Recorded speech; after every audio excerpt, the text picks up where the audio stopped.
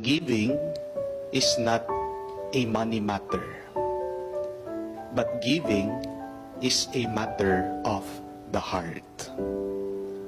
Ang pagbibigay ay nanggagaling sa puso. Nagbibigay ang tao hindi dahil may laman ang kanyang bulsa, pero nagbibigay ang tao dahil sa kung anong laman ng kanyang puso.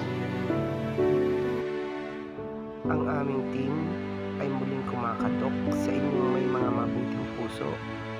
Ang aming team ay muling aakyat sa bundok sa January 2026 upang mamahagi sa mga kapatid nating mga mangyan.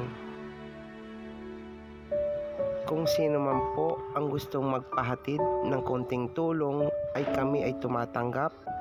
Pinansyal o mga damit na hindi natin ginagamit ay pwede po natin ipaabot, ibigay sa ating mga kapatid na mangyan.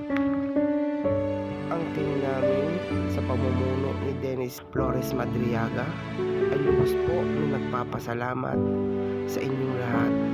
Pagpalain po kayo ng buong may kapal.